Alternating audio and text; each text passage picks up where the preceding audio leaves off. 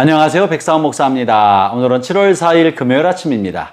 오늘도 신실한 마음으로 하나님의 말씀과 함께 하루를 살아가는 여러분 모두에게 크신 하나님의 넘치는 은혜가 하루 종일 함께 하시기를 바랍니다. 오늘 하나님의 말씀은 요한계시록 2장 8절부터 17절까지의 말씀인데요. 오늘 본문에는 소아시아에 있는 7개의 교회 중에 두 번째 교회, 세 번째 교회, 서머나 교회와 버가모 교회에 관한 주님의 말씀, 권면의 말씀, 책망의 말씀, 이런 말씀이 오늘 본문에 실려 있는데요. 그 중에 오늘은 버가모 교회에 관련된 주님의 말씀을 한번 함께 나누고자 합니다. 버가모 교회에 관련된 12절과 13절 말씀인데요. 제가 읽어보죠. 버가모 교회의 사자에게 편지하라. 좌우에 날선 검을 가진 이가 이르시되 네가 어디에 사는지를 내가 아노니 거기는 사단의 권자가 있는 데라. 네가 내 이름을 굳게 잡아서 내 충성된 증인 안디바가 너희 가운데 곧 사단이 사는 곳에서 죽임을 당할 때에도 나를 믿는 믿음을 저버리지 아니하였도다. 먼저 본문에서 예수님은 이 버가모 교회를 향하여 자신을 소개하실 때 좌우에 날선 검을 가진 이시다라고 소개하고 있습니다. 각 교회 보낸 편지와 권면의 말씀 중에 주님 자신을 어떤 사람으로 어떤 존재로 소개하느냐는 그 교회를 향한 주님의 권면과 뜻을 함축적으로 담고 있는 그런 상징으로서 자신을 소개하시는데요. 버가모 교회를 향해서는 좌우에 날선 검, 예리한 검, 전쟁에 임하는 검, 혹은 영과 혼과 관절과 골수를 찔러 쪼개는 검, 죄악과 거룩함을 찔러 쪼개는 이런 검을 상징적으로 묘사하고 있었습니다. 본문에서 주님께서 버가모 교회를 향하여 너희들이 있는 곳은 사단의 권좌가 있는 곳이다 라고 말씀하고 계시는데, 버가모 지역은 당시에 10m에 육박한 10m가량 되는 제우스 신상이 있었던 거대하고 웅장한 제우스 신전이 있는 곳이었습니다. 그리고 거기에는 의료의 신이라고 하는 이도 있었고 황제 숭배가 있었던, 황제 숭배가 강력하게 일어났던 곳입니다. 그래서 버가모는 당시 사회의 우상 숭배의 중심지였고 또 종교적 중심지 역할을 했던 곳입니다. 그래서 사단의 권좌, 당시 로마 사회 가장 큰 신인 제우스 신전과 황제 숭배가 강력하게 일어났던 곳으로 사단의 권좌가 있는 곳이라고 말하고 있는 거죠. 그곳에서 버가모 교회를 이끌었던 감독 안디바 감독이 황제 숭배를 거부하자, 나에게는 한 주 그리스도만 계신다고 거부하자 로마 제국에 의해서 박해를 받아 순교자가 되었습니다. 감독이, 신실한 믿음의 감독이 순교하고 교회가 큰 박해를 받게 되었을 때에도 버가모 교회가 믿음으로 무너지지 않고 믿음을 잘 지켰다라고 주님이 칭찬하고 있는 것입니다. 그것이 13절 말씀인 것이죠.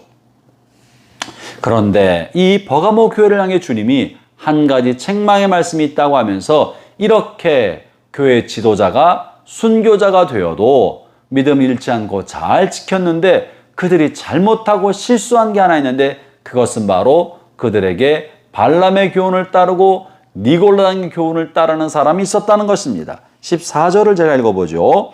그러나 네게 두어 가지 책망할 것이 있나니 거기 네게 발람의 교훈을 지키는 자들이 있도다. 발람이 발락을 가르쳐 이스라엘 자손 앞에 걸림돌을 놓아 우상의 제물을 먹게 하였고 또 행음하게 하였느니라. 15절은요. 이와 같이 네게도 니골라당의 교훈을 지키는 자들이 있도다. 이 발람이 이렇게 모압 사람들과 행음하게 만들고 모압의 신들에게 제사드렸던 그 제물을 먹게 만들어서 이스라엘로 하여금 범죄하게 했던 적이 있었는데, 지금 당시 초기 교회 사회에서 니골라의 교훈을 쫓는 사람이 그런 사람들이었던 것입니다. 니골라는 한때 예수님을 잘 믿었던 교회 지도자였는데, 이 니골라가 이단에 빠지고 잘못된 생각에 빠져서 우리의 영이 구원받았기 때문에 육체는 어떻게 돼도 상관없다. 우리가 예수님을 믿음으로 구원을 얻었기 때문에 육체 행위는 중요하지 않다라고 여겼던 사람이고 그렇게 가르침을 했던 사람입니다. 그래서 그는 율법을 완전히 배격할 뿐만 아니라 율법에 따르는 삶을 살 필요가 없다라고 말한 거예요. 율법주의, 율법을 철저히 지켜야 구원받는다는 율법주의를 배격한 것을 훨씬 뛰어넘어 율법 자체가 무효하고 의미가 없다, 따를 필요가 없다고 율법을 무시했던 것입니다. 그래서 도덕적으로 방종한 삶을 사는 것도 다 괜찮다고 그런 가르침을 하였던 거죠.